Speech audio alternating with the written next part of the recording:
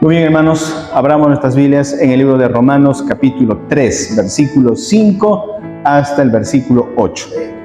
Romanos, capítulo 3, versículo 5 hasta el versículo 8. ¿Sí, hermanos? ¿Ya lo hemos ubicado?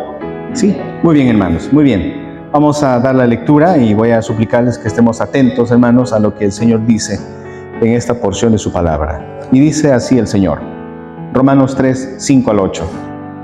Y si nuestra injusticia hace resaltar la justicia de Dios, ¿qué diremos? ¿Será injusto Dios que da castigo? Hablo como hombre. En ninguna manera. De otro modo, ¿cómo juzgaría Dios al mundo? Pero si por mi mentira la verdad de Dios abundó para su gloria, ¿por qué aún soy juzgado como pecador? ¿Y por qué no decir, como se nos calumnia y como algunos cuya condenación es justa, afirman que nosotros decimos, hagamos males para que vengan bienes? Hermanos, hasta aquí la lectura de la palabra del Señor. Vamos a orar juntos, pidiendo al Señor su sabiduría. Señor, gracias por la bendición de haber leído tu palabra. Tu palabra es viva, es eficaz, más cortante que toda espada de doble filo. Señor, estamos delante de ti, necesitados de tu palabra, necesitados de tu alimento espiritual. Enséñanos, Señor. Corrígenos también, Padre, exhortándonos con tu palabra. De tal manera, Señor, permite que nuestra voluntad, nuestros corazones, pensamientos, todo nuestro ser, Señor, nos podamos todos poner delante de tu palabra con una actitud reverente y obediente, Señor. Ayúdanos a aprender y a poner en práctica las cosas que tú nos enseñas. Señor, acompáñanos, guíanos con tu Santo Espíritu en estos momentos. Te lo pedimos, Señor, en el nombre precioso de tu Hijo amado, Cristo Jesús, nuestro Señor y Salvador. Amén. Muy bien, hermanos, el título de nuestro mensaje, ustedes lo pueden leer en sus boletines, es el siguiente: No más excusas. Ese es el título que vamos a meditar. No más excusas. Hermanos, nosotros como seres humanos estamos siempre habituados a presentar una serie de excusas cuando se trata, hermanos, de autojustificarnos, cuando se trata, hermanos, de no asumir nuestras responsabilidades, no asumir nuestras culpas. Rápidamente, hermanos, nosotros somos muy buenos y hábiles en excusarnos. En el pasaje que hemos leído, el apóstol Pablo va a enfrentarse a dos excusas. En primer lugar, el apóstol Pablo va a enfrentar dos excusas que el ser humano siempre va a presentar delante de Dios. En segundo lugar, el apóstol Pablo va a rechazar estas excusas. Nos va a enseñar en esta mañana, hermanos, que estas excusas no sirven delante de Dios porque distorsionan, porque no entienden lo que es el pecado. Y para concluir, vamos a ver la respuesta de Dios frente a las excusas. Entonces, el título es el siguiente: No más excusas. No más excusas. ¿Desde cuándo, hermanos, el ser humano vive siempre excusándose? Desde el huerto del Edén, hermanos. Cuando Adán y Eva desobedecieron a Dios en relación al árbol, al fruto del árbol del cual Dios les había prohibido, hermanos, y esa historia lo sabemos todos, hermanos, pero quiero empezar con esta historia.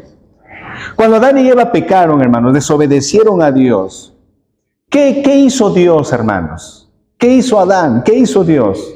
Bueno, Adán se escondió junto con su esposa Eva, se alejaron de Dios, buscaron todas las maneras y los medios para ocultarse de Dios. Inútilmente, pero eso pensaron, hermanos, ellos, alejarse, esconderse de Dios, como si pudieran hacerlo. ¿Qué hizo Dios, hermanos?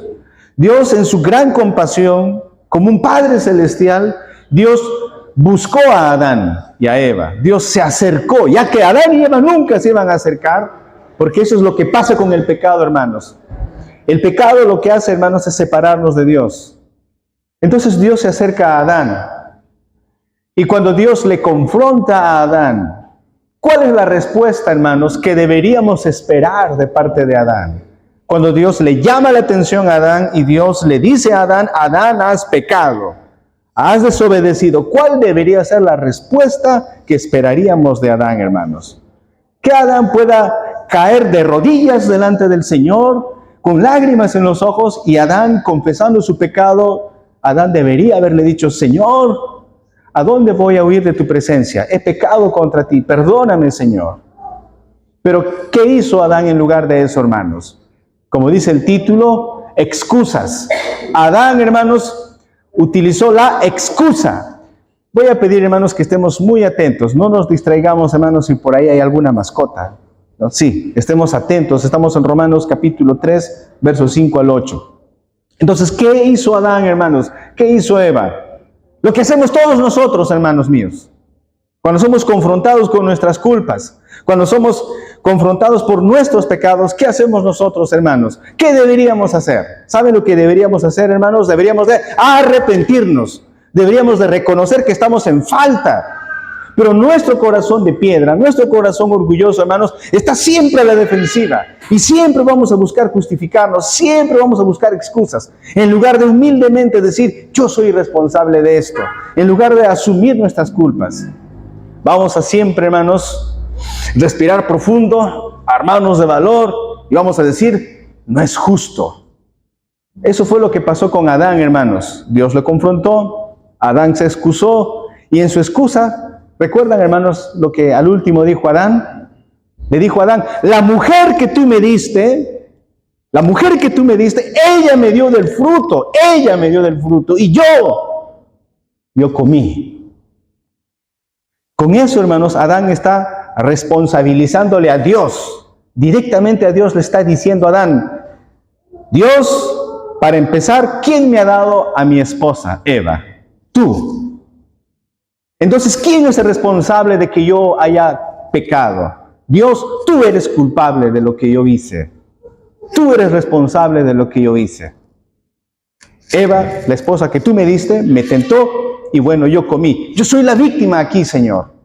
Yo soy la víctima en todo esto. ¿Saben, hermanos? El pecador, en vez de arrepentirse, se victimiza. El pecador, en vez de arrepentirse, hermanos, busca miles de excusas. Y desde ese día en adelante, hermanos, esa es nuestra triste y vergonzosa historia de todos nosotros los seres humanos.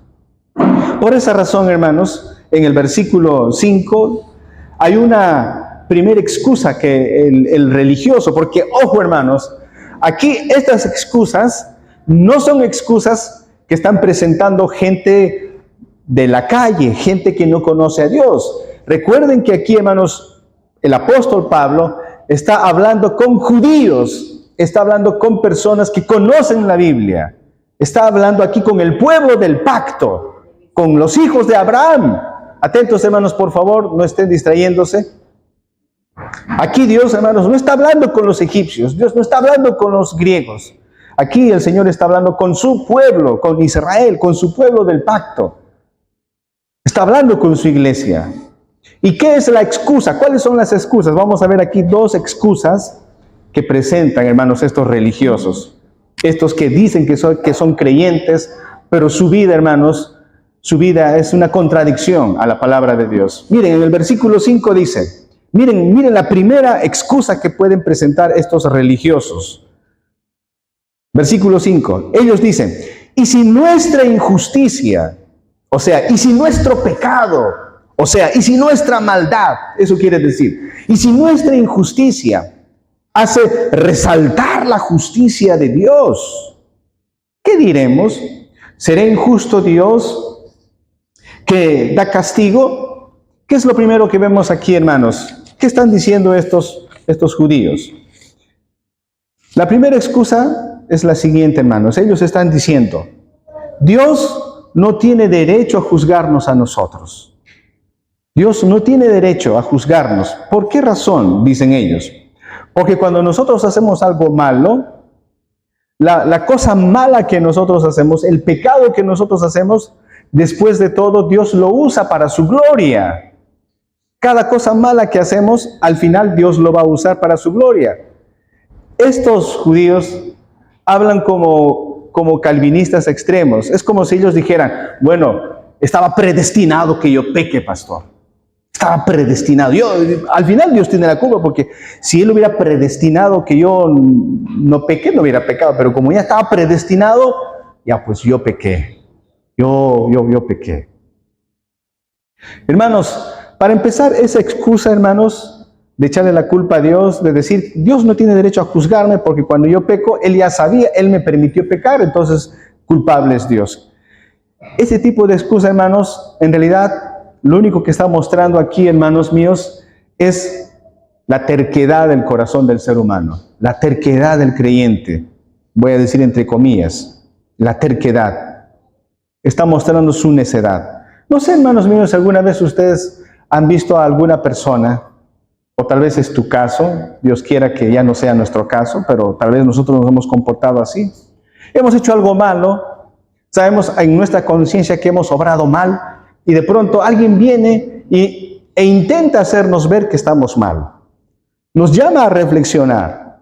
Nos dice, mira, con todo respeto, amigo, amiga, compañero, compañera de estudios, colega, hermano, hermana, familiar, con todo respeto, mira, esto que hiciste estuvo muy mal, esto nos perjudica, a ti y a mí y a todos nos perjudica. Y quiero llamarte a una reflexión. No está bien lo que hiciste. Cuando alguien, hermanos, viene a nosotros, ¿cuál es la actitud que nosotros tenemos? Si a conciencia nosotros sabemos que, sí pues, yo me equivoqué, sí pues, yo hice mal. ¿Cuál es la reacción del hombre natural, hermanos, frente a esto? O la reacción de nosotros como cristianos. ¿Cuál debe ser nuestra reacción? Como dije en un principio, nuestra reacción debe ser la de, primero, hermanos, asumir nuestra culpa y decir, avergonzado, decir, si es verdad, amigo, hermano, familiar, es cierto lo que acabas de decir, has tocado la llaga en mi corazón, sí, es mi error, asumo mi responsabilidad, pido perdón por lo que acabo de hacer, estoy arrepentido. ¿Debería ser o no esa la actitud, hermanos? Por supuesto, pero no es esa nuestra actitud, hermanos, lamentablemente. ¿Cuál es nuestra actitud? Cuando somos confrontados por nuestro mal, ¿qué hacemos nosotros? Estamos a la defensiva, hermanos. Y rápidamente somos tan hábiles en pensar y buscamos desviar. En lugar de arrepentirnos, buscamos, hermanos, ponernos tercos, somos necios, somos cerrados y no queremos aceptar nuestra culpa. Tratamos de desviar el tema. Es más, incluso, en última instancia, a la persona que ha venido y que nos ha llamado la atención, empezamos a apuntarle con el dedo y le decimos, oye, tú también has fallado, ojo, primero corrígete tú, o sea, ¿por qué tú vienes y me llamas la atención? Además, tu falta es más grave que mi falta, así que no vengas aquí a hablarme de esta manera. ¿Alguna vez lo hemos hecho, hermanos, eso? ¿Alguna vez nosotros nos hemos comportado de esa manera? ¿O alguna vez has visto a alguien que se ha comportado de esa manera? Vamos a suponer que tú eres el que va y exhorta, y la persona a quien tú estás exhortando, de pronto, hermanos, te saca pecho y de pronto te ataca y te acusa. ¿Cómo te sientes tú, hermano, hermana? ¿Cómo te sentirías? Mal, triste. Tú dirías, mira, creo que he perdido mi tiempo. Al contrario, mira, yo he venido para conversar, yo he venido para llamarle la atención, yo he venido para decirle que el Señor no quiere esto. Y de pronto sale con esto y sale atacándome. Y de pronto, al final, yo voy a ser el malo de esta película. Luego van a decir cosas falsas en contra mía después. Eso fue lo que pasó, hermanos, con nuestro Señor Jesús. ¿Se acuerdan, hermanos, cuando juzgaron a nuestro Señor Jesús? Nuestro Señor Jesús, hermanos, vino a este mundo. Él es el juez de los vivos y de los muertos. Con cada prédica que daba nuestro Señor, hermanos, cada prédica era como espada que iba directamente al corazón de los religiosos de su época. ¿Y qué hicieron estos religiosos, hermanos? ¿Se arrepintieron delante de nuestro Señor? No se arrepintieron. Al contrario, hermanos, su corazón se inflaron, de estos religiosos se inflaron de celos, de ira, de rabia. Cuando capturaron a nuestro Señor y lo llevaron a ese juicio delante de Herodes, delante de Pilato, ¿qué dijeron en contra de nuestro Señor? Usaron las palabras del Señor, tergiversaron las palabras del Señor, sacaron de contexto las palabras de nuestro Señor Jesús en el juicio. Y dijeron, este nazareno está en contra de nuestro templo, porque él con su boca ha dicho que él va a destruir el templo y él dice que en 3 días lo va a levantar. Él ha dicho, lo hemos escuchado o no han escuchado. Él con su boca lo ha dicho, Él está en contra de nuestro templo. Además, este Nazareno está en contra de Moisés. Él está en contra de la ley. Él justo en el día sábado hace milagros, o no. Él es responsable. Además, Él está en contra del emperador, Él está en contra del gobierno, porque Él se hace rey. Él dice que es el rey de los judíos. 3 acusaciones. Hermanos, como sus enemigos que han sido confrontados con cada prédica del Señor, en lugar de arrepentirse, ¿qué hacían estos enemigos, hermanos? Se ponían duros, tercos, necios y atacaron a nuestro Señor Jesús. ¿Es verdad que nuestro Señor Jesús dijo, derriben este templo y en 3 días yo lo levantaré? ¿Es verdad o no es verdad? ¿Pero hablaba del templo físico o hablaba de su propio cuerpo, hermanos? De su propio cuerpo, hablaba de que Él iba a morir por nosotros, iba a resucitar al tercer día. Cuando nuestro Señor Jesús hacía milagros en el día sábado, ¿estaba en contra de la ley de Moisés, hermanos? No, nunca, hermanos. Jesús nunca estuvo en contra de la ley. Jesús está corrigiendo, hermanos, las tradiciones y las costumbres equivocadas de los judíos. Cuando nuestro Señor Jesús decía, yo soy el pan de vida, yo soy la vid verdadera, yo soy el buen pastor. Cuando Jesús decía, yo soy el que soy, ¿estaba mintiendo, hermanos, nuestro Señor? Él se hacía Dios. Él es Dios, hermanos. Y todo lo que Él dijo es verdad. Pero sus enemigos nunca lo aceptaron, hermanos. Y usaron sus palabras del Señor, lo tergiversaron, porque eso es lo que hacen, hermanos, los que se excusan. Los que siempre, en lugar de reconocer su culpa, lo que hacen es, así que me estás diciendo esto. A ver, vamos a ver cómo voy a tratar esto. Ya, voy a hablar de esta manera. Ya, tú has dicho eso, pero tú dijiste. Sí, pero yo no dije en este término. ¿Pero lo dijiste o no? Sí, pero no fue ese el contexto. Y sacan las palabras del contexto. Por eso, hermanos, en el versículo 5, una vez más, estos religiosos dicen, y si nuestra injusticia hace resaltar la justicia de Dios, ¿qué diremos? ¿Será injusto Dios que da castigo? Pablo dice al final, como hombre hablo, como hombre hablo. ¿Qué quiere decir como hombre hablo? Pablo dice, esta excusa es excusa humana. Esta excusa es un pensamiento de hombres. Y yo hablo como hombre, dice Pablo, porque estoy usando lo que ustedes siempre dicen en contra de Dios. Y es absurdo lo que ustedes dicen. Para entender, hermanos, voy a poner una ilustración.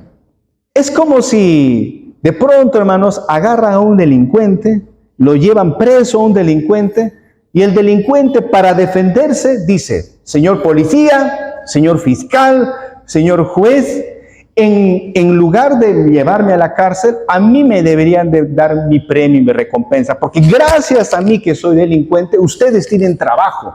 Porque si yo como delincuente no delinquiría en la sociedad, policías no tendrían trabajo. Si yo como delincuente no haría maldades, los jueces y fiscales estarían pateando latas, no tendrían trabajo. El juez, ¿a quién juzgaría? Gracias a nosotros los delincuentes, ustedes tienen trabajo. Así que en lugar de meternos a la cárcel, deben de darnos alguna recompensa.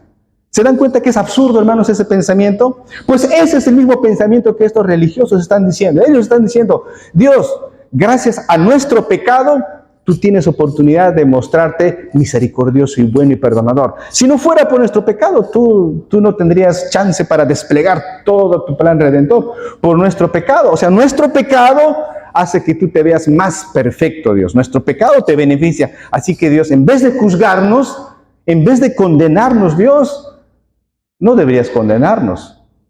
Esa, hermanos, es la primera excusa. Dios, tú no tienes derecho a juzgarnos porque después de todo nuestro pecado te conviene, te hace ver mejor a ti. ¿Se dan cuenta lo torpe, lo absurdo que es esta excusa, hermanos? Pero esto revela, hermanos, la condición del corazón del hombre. ¿Cuántas veces, hermanos, puede haber sucedido eso con cualquiera de nosotros?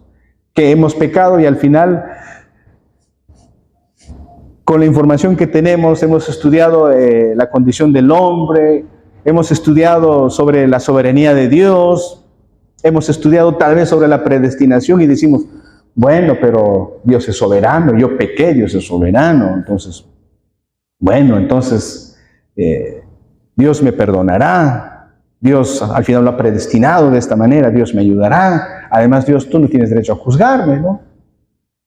Hermanos, quien piensa así, en primer lugar, está pensando como un tonto, porque eso es una tontería, disculpando el término, hermanos. Eso es una tontería, eso es una necedad.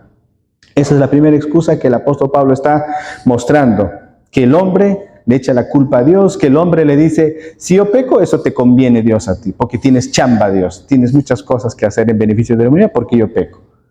Absurdo, tonto, torpe ese tipo de excusa, hermanos. Pero hay una segunda excusa en el versículo 7. En el versículo 7 dice, pero si por mi mentira la verdad de Dios abundó para su gloria. Esta excusa se parece a la primera, voy a repetir, se parece a la primera, dice, pero si por mi mentira la verdad de Dios abundó para su gloria, ¿por qué aún soy juzgado como pecador? Si por mi mentira la verdad de Dios abundó para su gloria. ¿Cuál es esa segunda excusa, hermanos? Si nos damos cuenta, aquí, hermanos, lo que el pecador está haciendo es minimizar su pecado.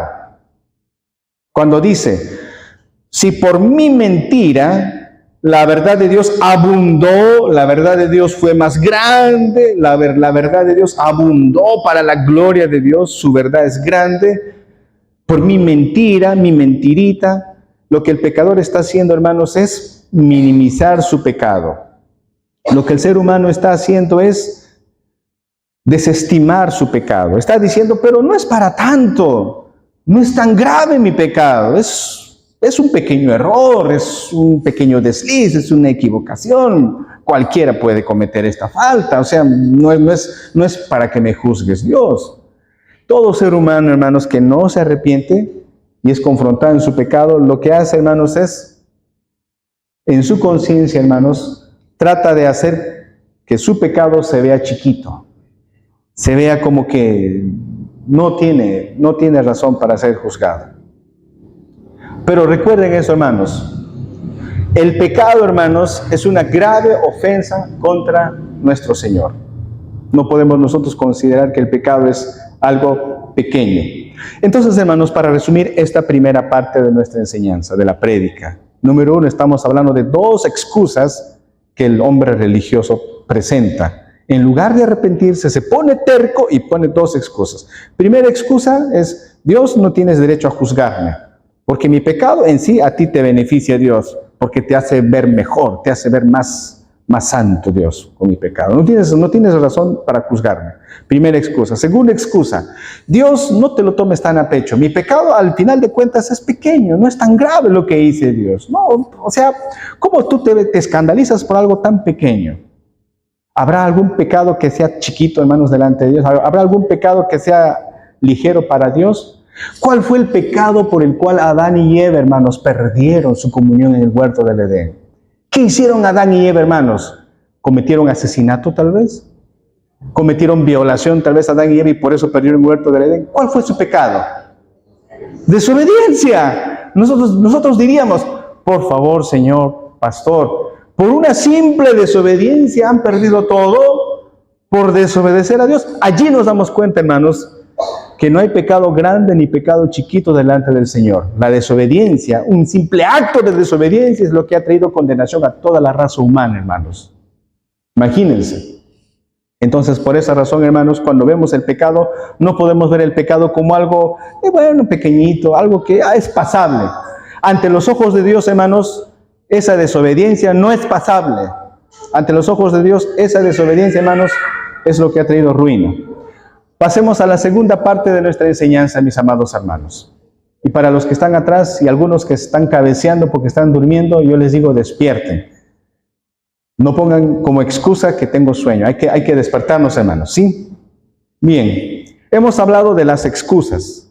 Número 2, vamos a hablar a continuación, hermanos, de cómo el Señor rechaza esas excusas. De cómo Dios dice, esas excusas no sirven. ¿Por qué no sirven? Porque han distorsionado la noción de lo que es el pecado. No entiendes qué cosa es el pecado. Si tú te excusas, no entiendes cuál es tu falta. Esa es la enseñanza número 2. Dios rechaza esas excusas, no tienen cabida esas excusas porque han distorsionado lo que es el pecado. No entiendes lo que es el pecado, dice. Número 1, hermanos. El Señor dice, no has entendido lo que es el pecado. ¿Y qué cosa es el pecado, hermanos? Según lo que estamos viendo aquí, el pecado en síntesis es rebelión contra Dios. Rebelión contra Dios. Y para resumir esto, hermanos, solamente quiero usar como ilustración los 10 mandamientos de la ley de Dios. Tenemos 10 mandamientos en Éxodo capítulo 20. 10 mandamientos. Y estos mandamientos nos van a dar la definición de lo que es el pecado, hermanos míos. En estos 10 mandamientos hay, hermanos míos, solamente 2 mandamientos. Hay solamente 2 mandamientos que nos enseñan y nos dicen lo que debemos hacer. Hay 2 mandamientos que nos dicen lo que debemos hacer. Y hay 8 mandamientos que nos dicen lo que no debemos hacer. En otras palabras, en los 10 mandamientos tenemos 2 mandamientos de manera positiva que nos ordena lo que debemos hacer. Hay 2 mandamientos que nos dicen lo que debemos hacer. Y hay 8 mandamientos que nos dicen qué cosas están prohibidas, que no debemos hacer. ¿Cuáles serán esos 2 mandamientos que se nos ordena lo que debemos hacer? Muy bien, Marlon. El primer mandamiento dice, ¿no? Honra a tu padre y a tu madre. Eso es lo que Dios nos dice a todos nosotros. Es tu deber, lo que tú tienes que hacer. ¿Qué debes hacer tú como hijo? Honra a tu padre y a tu madre. Pero antes de ese mandamiento hay otro mandamiento que nos dice lo que debemos hacer. ¿Cuál es ese mandamiento? Ya, ustedes están viendo el resumen ya que hizo el Señor Jesús. Pero estamos en Éxodo 20. Hay otro mandamiento antes de honra a tu padre y a tu madre. Y este mandamiento dice, Éxodo capítulo 20, versículo 8 en adelante dice, acuérdate del día de reposo para santificarlo. 6 días trabajarás y harás toda tu obra, mas el 7º día es el día para tu Señor. Dios nos ordena, hay algo que tenemos que hacer. Hay un día que tenemos que separar para el Señor y sabemos que en el Nuevo Testamento ese día sagrado es el día primero de la semana, el día domingo. Esto es lo que tienes que hacer. Separa este día para estar en comunión con tu Dios. Ama a tu Padre Celestial. Segundo mandamiento, honra a tu padre y a tu madre también. Obedece a tus padres, respeta a tus padres.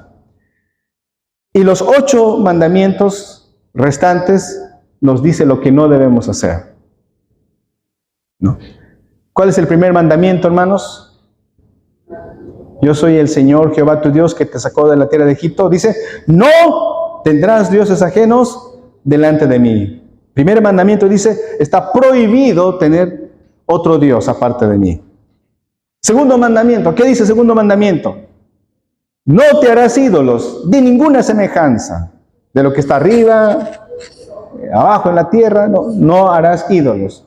Prohíbe ídolos. Tercer mandamiento, ¿qué dice el tercer mandamiento? No tomarás el nombre del Señor tu Dios en vano. Prohibido hablar a la ligera el nombre del Señor. Y así, hermanos, no matarás. ¿No? ¿Se dan cuenta, hermanos? Entonces, ¿qué es el pecado, hermanos? Habíamos dicho que el pecado, hermanos, es rebelión contra Dios. El pecado, hermanos, es fracasar en hacer lo que es nuestro deber. El pecado es fracasar en cumplir nuestro deber. Pecado también es, hermanos, es lanzarnos con toda nuestra devoción, lanzarnos con todo nuestro deseo a hacer justo lo que Dios prohíbe que hagamos. Eso es pecado.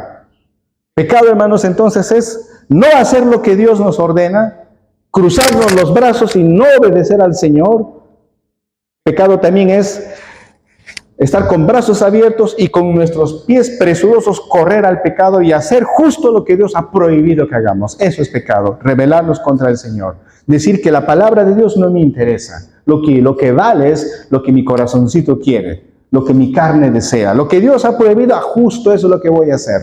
Lo que Dios ordena hacer, no, eso no lo voy a hacer. Eso es pecado, hermanos, rebelarnos contra el Señor. Por eso Dios, a través del apóstol Pablo, está diciendo, esas 2 excusas que has presentado están revelando que no entiendes qué es el pecado. No entiendes lo que es el pecado. Número 2, hermanos. Número 2. Estas excusas tergiversan el pecado porque no comprende el efecto que el pecado tiene en la vida del ser humano. No comprende el efecto que tiene el pecado. ¿Cuál es el efecto que el pecado tiene, hermanos? ¿Cuál es la consecuencia del pecado? Estos religiosos decían, bueno, el efecto de nuestro pecado es que si yo miento, entonces la verdad de Dios se ve mejor. Si yo peco, entonces Dios es más santo cuando yo peco. Es como el delincuente que dice, juez, policía, fiscales, en lugar de llevarme a la cárcel, denme mi premio, porque gracias a mí ustedes tienen trabajo, tienen chamba, si no, no habría trabajo para ustedes. Así que en lugar de juzgarme en el calabozo, denme mi paga, porque ¿no? Gracias a mí tienen trabajo. Eso es tonto, hermanos. Entonces, Pablo dice aquí, no comprenden cuál es la consecuencia del pecado. Hay algo que aquí tenemos que señalar, hermanos. Es cierto, hermanos. Es cierto que Dios en su misericordia y en su poder, en su soberanía, incluso, hermanos, Dios puede llegar a utilizar el pecado del hombre para lograr su gloria. Y no significa eso que Dios sea autor del pecado. No significa eso que Dios sea autor del pecado. Voy a poner un ejemplo, hermanos, para poder entender esto. Cuando Israel estaba esclavizado en Egipto 400 años, creo que 430 años, si no recuerdo mal, hermanos, cuando Moisés fue a hablar con el faraón, ¿qué dijo el faraón, hermanos? El faraón dijo, no voy a dejar en libertad a mis esclavos, no voy a dejar que mis esclavos salgan. Y el faraón se puso terco. ¿Qué hizo Dios para que el faraón al final se doblegue, hermanos? Dios mandó, ¿cuántas plagas mandó a Egipto, hermanos? 10 plagas. En la primera plaga, el río se convierte en sangre, agua en sangre. El faraón, hermanos, ¿se habrá arrepentido de su culpa? Se puso terco, necio. El faraón dijo, un momento, los esclavos no salen. Ese es el corazón del faraón, necio y terco. En 10 ocasiones, porque Dios mandó 10 plagas, en 10 ocasiones Faraón dijo, no, ¿quién es ese Dios? Aquí yo mando, no doy libertad a los esclavos. En 10 ocasiones el Faraón dijo, no, no y no. Lean conmigo, hermanos, Éxodo 9:16. Éxodo capítulo 9, versículo 16, dice lo siguiente. Aquí miren lo que Dios va a decir. Éxodo 9, 16. Voy a leer desde el versículo 15 para entender. Éxodo 9, 15 y 16. Aquí Dios está hablando al faraón. Escuchen, hermanos. Éxodo 9, 15 al 16. Dice así. Porque ahora yo extenderé mi mano para herirte a ti y a tu pueblo de plaga. Dios está hablando aquí. Este es el juicio de Dios al faraón terco. Dios dice, porque ahora yo extenderé mi mano para herirte a ti y a tu pueblo de plaga, y serás quitado de la tierra. Versículo 16, y a la verdad yo te he puesto para mostrar en ti mi poder, y para que mi nombre sea anunciado en toda la tierra. Miren lo que está diciendo Dios. Dios está diciendo, tú eres necio, tú eres terco, y por tu pecado tú vas a pagar por tu pecado, y lamentablemente tu pueblo Egipto pagará por tu terquedad. No solo tú, la consecuencia es para ti y para todo tu pueblo, porque eres terco, porque eres necio. Habrá gente perjudicada por tu culpa. Tú eres el rey y tu pueblo va a pagar tu necedad. Y por ese pecado que tú estás cometiendo, dice el Señor, yo voy a mostrar mi poder, haciendo justicia, yo voy a mostrar mi poder, mi grandeza. ¿Se acuerdan, hermanos, cuando Israel ya está libre, cuando están entrando a la tierra prometida, hermanos? ¿Ustedes se acuerdan? Los 2 espías, cuando entran a esconderse en la casa de Rahab. ¿Se acuerdan, hermanos, de Rahab, que escondió a 2 espías?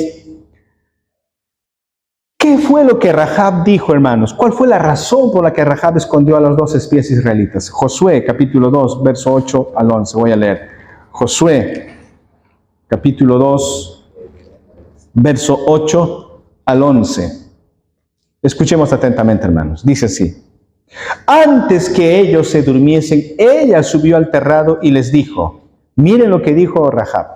Sé que Jehová os ha dado esta tierra, porque el terror de vosotros ha caído sobre nosotros. Y todos los moradores del país ya han desmayado por causa de vosotros. Porque escuchen hermanos, porque hemos oído, hemos escuchado, hemos oído, nos hemos enterado, hemos visto las noticias, hemos oído que Jehová hizo secar las aguas del mar Rojo delante de vosotros cuando salisteis de Egipto. Y lo que habéis hecho a los 2 reyes de los amorreos que estaban al otro lado del Jordán, a Sehón y a Og, a los cuales habéis destruido. Y oyendo esto, ha desmayado nuestro corazón, ni ha quedado más aliento en hombre alguno por causa de vosotros. Porque Jehová vuestro Dios es Dios arriba en los cielos y abajo en la tierra. Aquí está la confesión de fe de esta mujer, Rahab. Pero ¿de dónde viene la confesión de fe de esta mujer? De lo que ella se ha enterado, ha escuchado todas las maravillas que Dios ha hecho para castigar al faraón por su terquedad. Y al hacer juicio al faraón, la gloria del Señor como juez supremo ha brillado. Otro ejemplo, hermanos, cuando José fue odiado por sus 11 hermanos, ustedes se acuerdan de la historia, lo vendieron como esclavo. Al final del libro de Génesis, cuando José se reúne con sus hermanos, con lágrimas en los ojos, José les dice: ustedes pensaron hacerme mal, ustedes buscaron mi mal, por eso me vendieron como esclavo. Pero tranquilo, Dios, lo malo que ustedes estaban haciendo, Dios lo encaminó para bien. Dios lo encaminó para bien. Otro ejemplo, en el libro de Hechos, en el capítulo 2, la iglesia orando, hermanos, la iglesia decía: Señor, por tu conocimiento, a tu Hijo Jesús mataron. Se reunieron los hombres y mataron a tu Hijo Jesús. Pero ese crimen se hizo bajo tu previo conocimiento. Hermanos míos, Anás y Caifás, los romanos, cuando crucificaron al Señor, estaban haciendo, hermanos, la peor atrocidad que el hombre puede haber hecho. Estaban haciendo lo peor de lo peor, estos hombres pecadores, lo peor de lo peor cuando mataron a nuestro Señor. Pero saben, hermanos, Dios utilizó, hermanos, ese crimen para darnos vida y salvación a nosotros. Eso no quiere decir, hermanos, que Dios sea el autor del pecado. Lo que quiere decir, hermanos, es que aún incluso Dios, en su bondad y en su misericordia, mandando juicio sobre nuestros pecados, Dios, hermanos, es capaz de glorificarse a sí mismo y hacer que su plan de la salvación avance. Entonces, hermanos, mi pecado, tu pecado, lo que hace, hermanos, no hace que la justicia de Dios brille más con todo esplendor, porque nuestros pecados se oponen a la justicia de Dios, hermanos. Si nosotros somos mentirosos, nuestra mentira no hace que la gloria de Dios brille más, porque nuestra mentira se opone a la verdad de nuestro Señor, hermanos. Nuestros pecados, hermanos, merecen el desagrado de Dios. Y justo, hermanos, el Catecismo Menor de Westminster, en la pregunta 84, dice: ¿qué es lo que todo pecado merece? ¿Qué es lo que todo pecado merece? La respuesta es: todo pecado merece la ira y la maldición de Dios, tanto en esta vida como en la venidera. Todo pecado, hermanos, merece la ira y la maldición de Dios. Por esa razón, hermanos, en Santiago, capítulo 2, versículo 10, dice: porque cualquiera que guardare toda la ley, pero ofendiere en un punto, se hace culpable de todos. Se hace culpable de todos.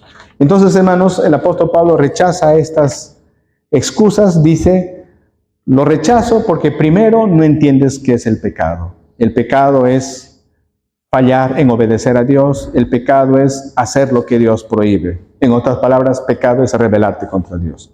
Pablo también dice: estas excusas son tontas, no sirven, porque no entiende las consecuencias del pecado. ¿Y cuáles son las consecuencias del pecado, hermanos?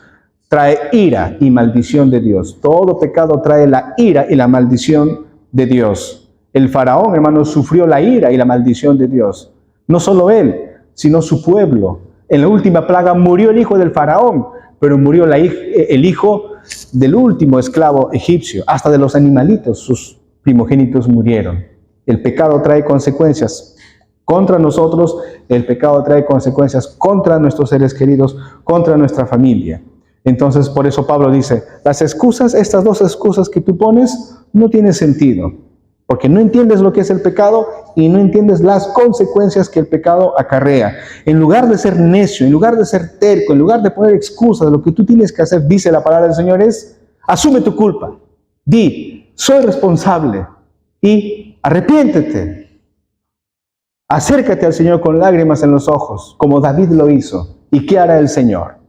Al corazón contrito y humillado, no desprecia el Señor. Pero si tú estás como el faraón con un corazón necio y terco y dices, no, no, no, y pones excusa tras excusa, tontas excusas, ¿qué dirá el Señor? Vas a pagar las consecuencias de tu terquedad. Ponte duro, mientras más duro te pones, más duro será el juicio sobre ti. Para concluir, número 3, hermanos, la respuesta bíblica. En simples palabras digo lo siguiente, hermanos.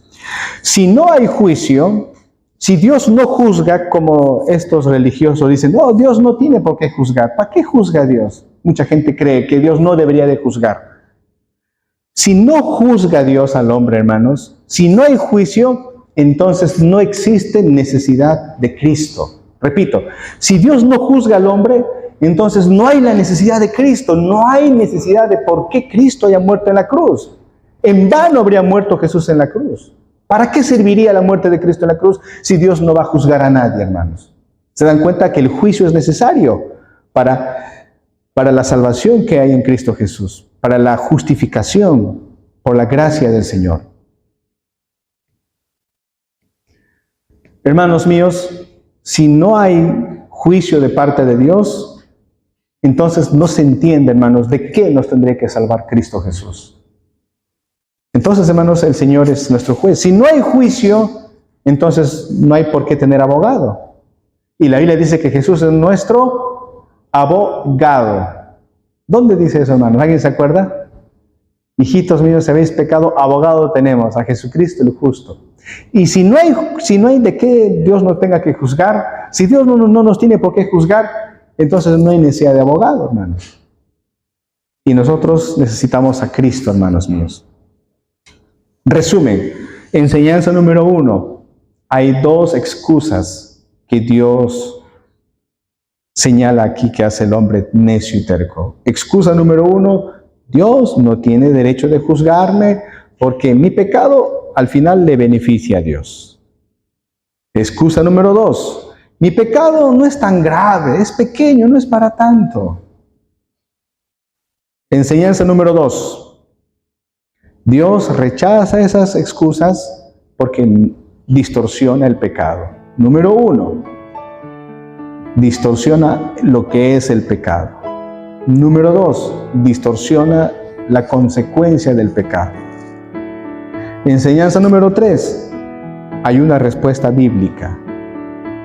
Es necesario que Dios juzgue para tener a Cristo como nuestro suficiente Salvador, como nuestro abogado. Si no hay juicio, ¿para qué Cristo? Si no hay juicio, ¿para qué un abogado? Todos necesitamos un Salvador, a Cristo Jesús. Oremos, hermanos. Señor, gracias te damos por la oportunidad de meditar en tu palabra. Perdona nuestras ofensas y faltas. Señor, perdónanos porque nosotros, Señor, según hemos leído tu palabra, debemos arrepentirnos de nuestras faltas y pecados. Pero muchas veces, Señor, por nuestra carne, somos tentados a excusarnos. A veces presentamos excusas, Señor, que son tontas, absurdas. Hablamos como hombre, guiado por nuestro propio criterio, en nuestro afán de salir librado, porque no queremos arrepentirnos. Si esa es nuestra actitud, perdónanos, Señor. Somos tu pueblo, somos tu iglesia. Obra en nuestros corazones, Señor, que cuando algo hacemos mal, rápido, Señor, de rodillas vengamos a tus pies y te digamos, perdóname, Señor. Si en algo hemos afectado a nuestro hermano y hermana, rápidamente podamos venir y decir, hermano, hermana, perdóname. Perdóname por lo que te hice. Ayúdanos, Señor. Eso es lo que tú deseas de todos nosotros. Gracias, Padre, por tu evangelio. En el nombre de Jesús oramos. Amén.